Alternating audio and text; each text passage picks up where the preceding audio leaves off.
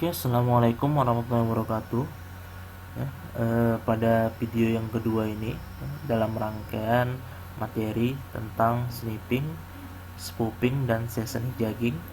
Nah, di video yang kedua ini saya akan coba mendemonstrasikan ya, atau mensimulasikan suatu sistem ya, di mana ada suatu buah server ya. Di sini servernya saya menggunakan CentOS 7 ya, CentOS 7 dalam bentuk ya, CentOS 7 server ya, tapi bukan yang GUI ya, servernya yang berbentuk command line aja yang nggak ada grafiknya ya. Ini ada CentOS 7 sudah kita setting ya, sudah kita install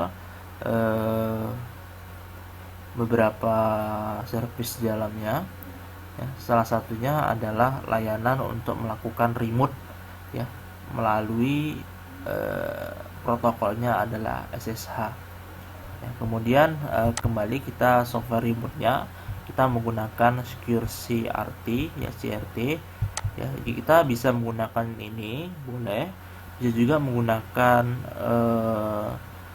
yang lainnya ya, seperti putih ya, atau kalau kalian menggunakan sistem operasi Linux ya, VirtualBox-nya dia menggunakan Linux ya, jadi nggak perlu lagi menggunakan software remote tambahan, langsung bisa menggunakan yang namanya terminal. Terserah mana yang digunakan, sama saja.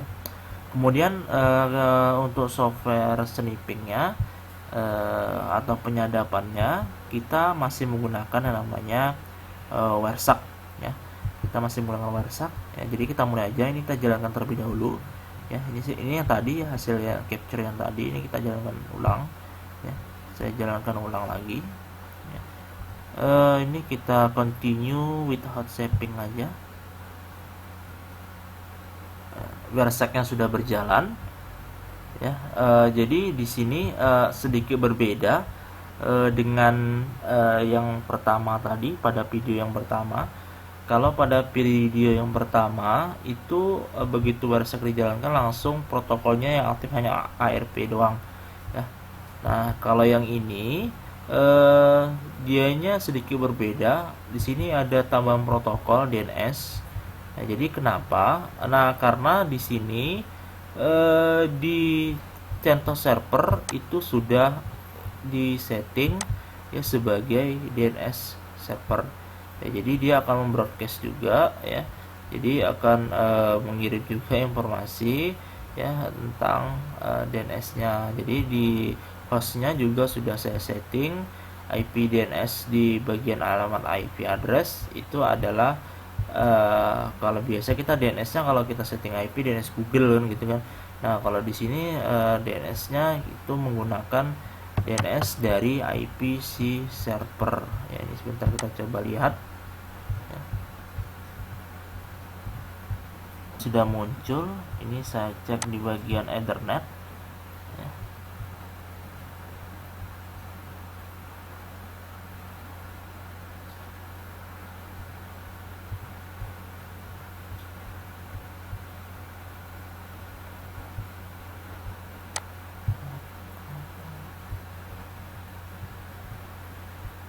Bagian Ethernet kemudian di sini ini sudah terbuka. Di sini bisa kalian bisa dilihat sama-sama ya. IP DNS servernya itu adalah 102 ya, IP DNS server 102, di mana 102 ini adalah alamat dari server CentOS ya. Nah, jadi seperti itu ya, makanya di sini kalau kita lihat protokol DNS-nya, dia muncul protokol DNS. Nah, ini sedang melakukan perekaman ya, monitoring terhadap traffic yang terjadi ya, jadi otomatis yang ini. Nah, jadi ini bisa dilihat who has ya, 561 ya. Jadi si 56102 si server broadcast kan gitu kan, broadcast menanya ya siapa si 56.1 ini kan gitu kan. Nah, itu untuk ARP, dan DNS-nya ini query-kan ya. Jadi resultnya jadi Wondershare dan sebagainya ya. Jadi itu jadi servernya udah jalan. Di sini ini ada server CentOS ya, server CentOS ini bentuknya seperti ini ya, command line ini password user admin ya, kemudian password ya. Nah ini coba kita lihat IP spasi A. Nah ini adalah IP dari si server ya, server CentOS gitu. Nah sekarang kita coba simulasikan seperti tadi lagi. Jadi ada server ya, ada user, client ataupun admin ya, kemudian ada attacker ya, attacker atau seorang hacker ya, yang mencoba untuk menyadap ataupun men-sniffing paket data yang dikirimkan oleh si user, dalam hal ini adalah software remote ya, ke server CentOS. Sini kita login ya. Nah kalau tadi pada video yang pertama itu saya menggunakan loginnya, protokolnya adalah protokol telnet ya. Setelah kita lakukan uji coba ternyata jebol ya. Informasi atau paket datanya bisa dilihat berupa loginnya, usernya, kemudian aktivitas apa yang dilakukan oleh si user terhadap server gitu. Nah kalau di sini kita menggunakan protokolnya adalah SSH2 ya, hostname-nya adalah alamat IP server, portnya di sini menggunakan port 22, port defaultnya 22. Nah username-nya kita masukkan admin ya, connect, muncul ya, permintaan password, kita masukkan password dari si server, passwordnya, kemudian tekan OK.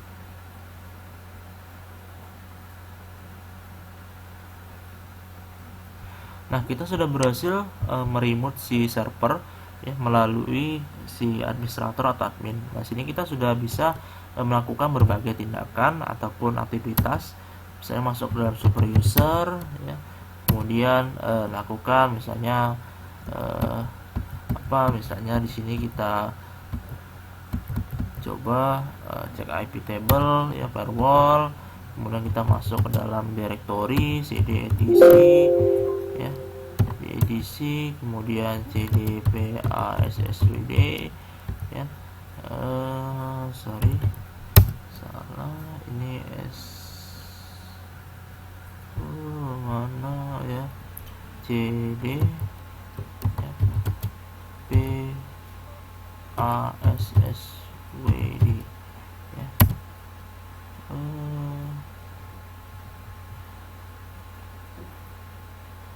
sudo ini sswd.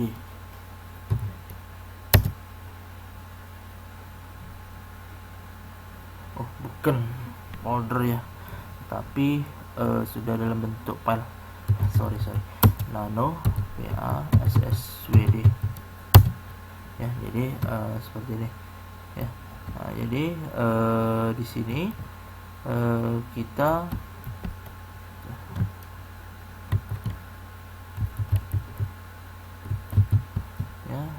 masuk etc, kemudian kita cek ls, misalnya nano ya, passwd, kita coba masuk ke file password, atau yang mungkin yang lebih itu ya, kita masuk ke sudo ya, sudo apa namanya, sudo ya, sudo ya, sudo. Nah ini file password ya yang sudah disembunyikan ya, admin. Nah ini admin adalah usernya ya, kemudian di sini ini adalah passwordnya ya, yang sudah dienkripsi kalau di file sudo. Nah kalau di file password ya, ini terlihat mana admin ya, ini ya, admin langsung nampak direktorinya, kayak kalau di sudo tadi nggak nampak. Nah ini aktivitas yang kita lakukan melalui remote ke server. Nah selanjutnya kita masuk ke attacker ya, attackernya atau software tool untuk sniping ini kita berhentikan terlebih dahulu ya, supaya lebih gampang untuk mengeceknya. Nah, sini kita lihat hasil tangkapan dari kegiatan sniping yang sudah kita lakukan.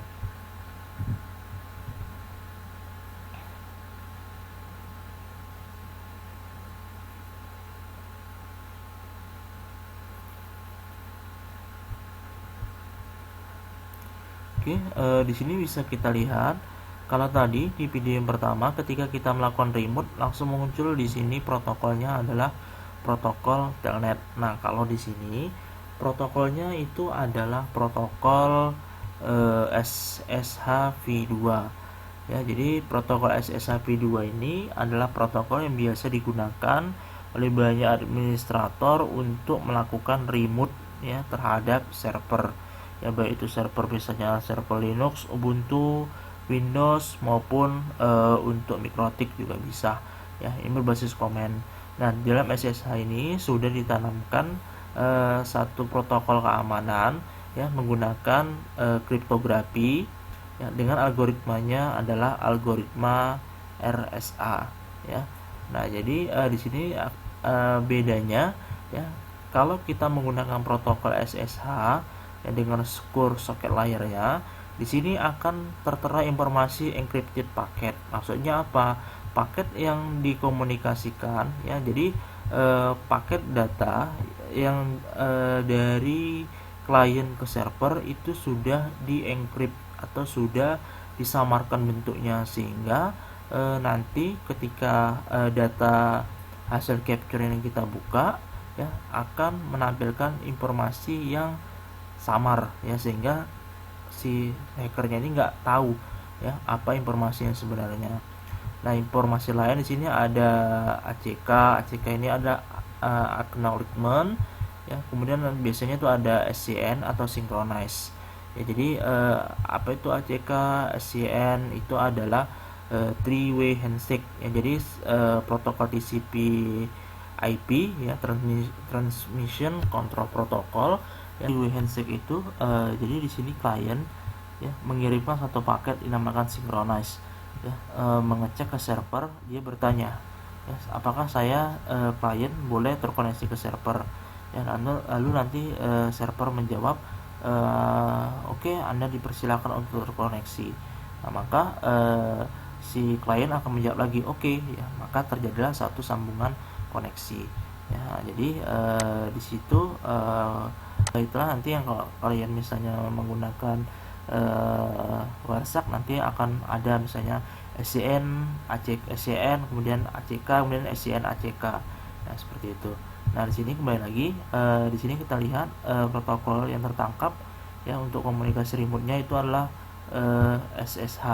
Ini kalau kita klik ya, kemudian kita coba analyze ya. Jadi kita lihat di sini informasi apa ya, kalau dalam bentuk remote-nya menggunakan SSH apakah masih bisa dilihat datanya ya, atau informasinya seperti kalau kita menggunakan yang namanya telnet. Oke, di sini kita klik analyze ya.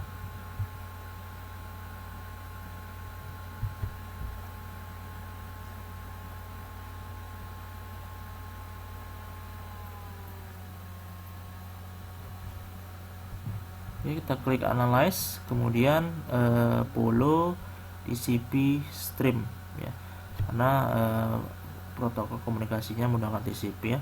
Kalau UDP UDP, kalau yang lain tergantung ya. Oke, sini ya, jadi hasil dari tangkapan ya, dari yang namanya sniping yang kita lakukan setelah kita analisa datanya ya. Nah, inilah data yang ditangkap oleh si WhereSuck ya, yang melakukan teknik sniping ya, ke komunikasi yang dilakukan oleh si klien ke server. Dan dalam hal ini servernya adalah server CentOS ya. Jadi komunikasinya menggunakan protokol SSH, kemudian kita tangkap. Nah, inilah hasilnya ya. Bisa kita bandingkan dengan hasil tangkapan yang sebelumnya ya, saat kita menggunakan protokolnya adalah protokol telnet ya.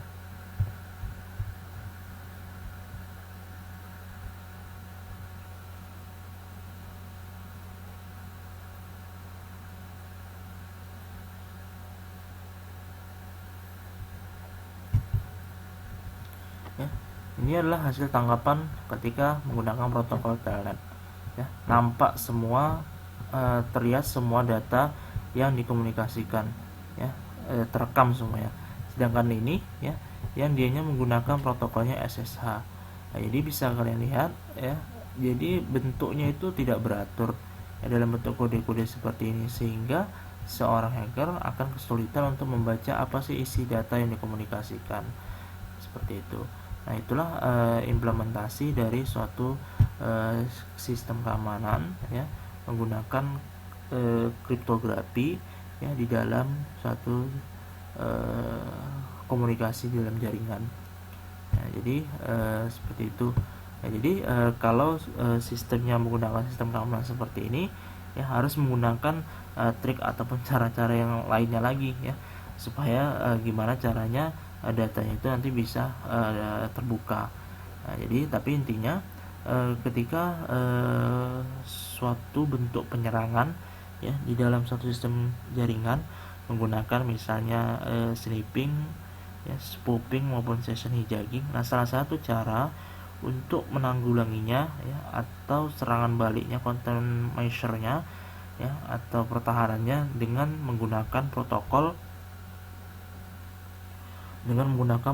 komunikasi ya, yang di dalamnya menerapkan kriptografi ya, atau enkripsi ya, sehingga data-data yang nantinya terekam ataupun berhasil ataupun dimonitoring ya oleh seorang hacker itu akan